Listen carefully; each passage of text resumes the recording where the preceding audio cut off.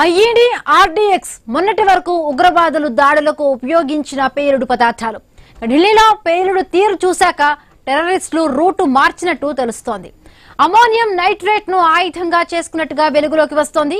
పేలుడు జరిగిన రోజు జమ్మూ కాశ్మీర్ పోలీసులు వివిధ ప్రాంతాల్లో జరిపిన సోదాల్లో 2900 కిలోల పేలుడు పదార్థాలను స్వాధీనం చేసుకున్నారు. ఇదంతా తొలుత ఆర్డీఎక్స్ అనుకున్నారు, కానీ అంత అమోనియం నైట్రేట్ గా తెలుస్తోంది.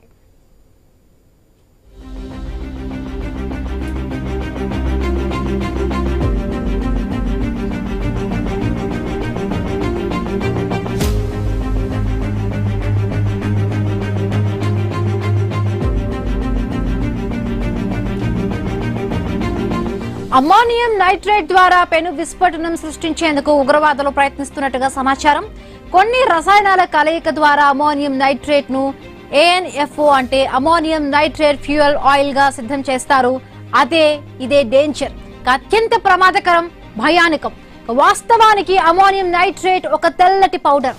నైట్రిక్ యాసిడ్ తో రియాక్షన్ చేయించి AN తయారు చేస్తారు. ఎరువుల తయారీలో ఎక్కువగా వినియోగిస్తారు.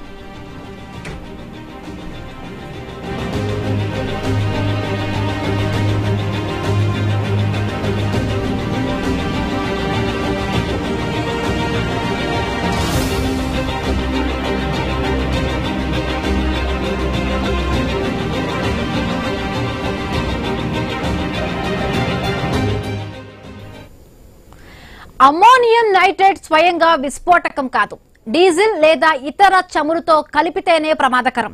90% AN కు 6% చమురు కలిపితే ఎలాంటి విధ్వంసం జరుగుతుందో ఊహించలేం. డిటోనేటర్ ట్రిగ్గర్ చేయగానే ముందుగా ఆక్సిజన్ వెలువడుతుంది. అదే సమయంలో చమురు మండగానే పేలుడు సంభవిస్తుంది. ఆపై మంటలు ఎగిసిపడతాయి. అన్ని ఏకకాలంలో వేగంగా జరుగుతాయి. భారీ విస్ఫోటనంతో భయంకరమైన శబ్దం వెలువడుతుంది.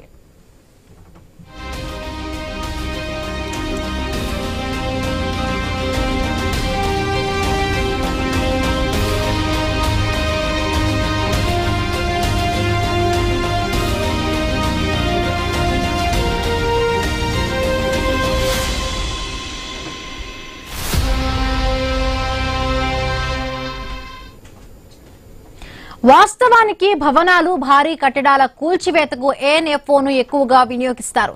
గంటకు 14,000 కిలోమీటర్ల వేగంతో విస్ఫోటనం సంభవిస్తుంది. పేలుడు శబ్దం దాదాపు 5 రెట్లు అధికం. సమీపంలో మనిషి ఉంటే చెవులు పనిచేయవు. సమీపంలోని గ్లాసులు ఉంటే అవి పగిలి అక్కడే ఉన్న ప్రజల శరీరాలను ఛిద్రం చేస్తాయి. ఇనుప వస్తువులను కూడా ముక్కలు చేసే లక్షణం ANFO కు ఉంది.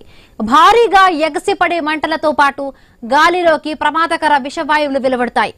మనుషులు ఊపిరి తీసుకోలేరు. ఊపిరితిత్తులు దెబ్బతింటాయి.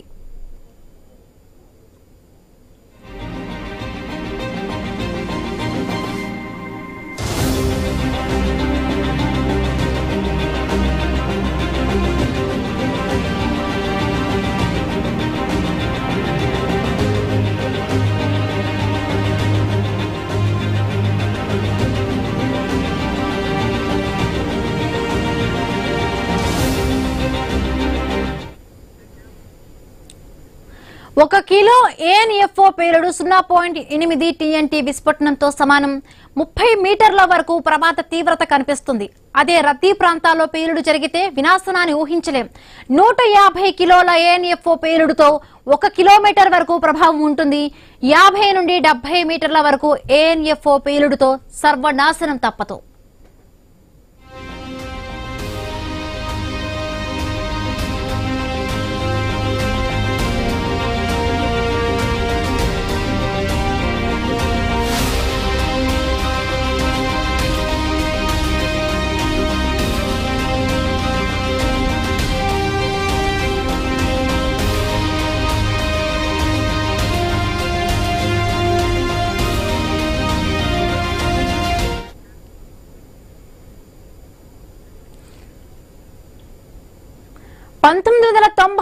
లో అమెరికా ఓక్లహామాలోని ఒక భవనంలో 1800 కిలోల ANFO పేలుడుతో 168 మంది మృతి చెందారు. భవనం నామ రూపాలు లేకుండా పోయింది. ఇప్పుడు ఢిల్లీ పేలుడుతో 100 కిలోల ANFO వినియోగించినట్టు అనుమానిస్తూ పేలుడు జరిగిన 100 మీటర్ల వరకు ప్రభావం కనిపించింది. గతంలోనూ భారత్లో అమోనియం నైట్రేట్ ద్వారా పేలుళ్లు జరిగాయి. 1985లో ఢిల్లీ సీరియల్ బ్లాస్ట్, 2007లో మక్కా మసీదు పేలుడు, 2010 పూణే సీరియల్ బ్లాస్ట్ లో ఏఎన్ వినియోగం గుర్తించినా ఇప్పుడున్నంత కాదన్నది నిపుణుల వాదన.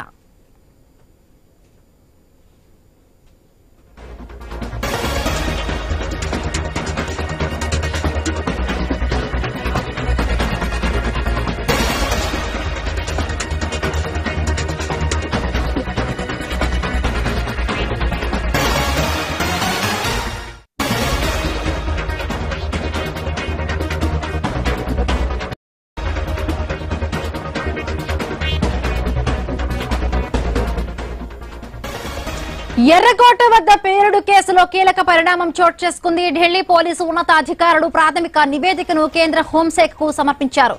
జైషే మహమ్మద్ ఉగ్ర సంస్థతో ఫరీదాబాద్ డాక్టర్లకు సంబంధాలపై నివేదికలో పేర్కొన్నారు. మరొక వైపు ఫరీదాబాద్ లో పెద్ద ఎత్తున పేలుడు పదార్థాల స్వాధీనం వెనుక భారీ నెట్వర్క్ ఉండవచ్చని అనుమానాలు వ్యక్తమవుతూ ఉన్నాయి. ఫరీదాబాద్ లోని యూనివర్సిటీకి చెందిన వారి పేర్లు ఇప్పటికే బయటకు వచ్చాయి. యూనివర్సిటీకి చెందిన 6 డాక్టర్లను పోలీసులు అదుపులోకి తీసుకున్నారు. జైషే మహమ్మద్ సంస్థతో సంబంధాలపై విచారిస్తున్నారు.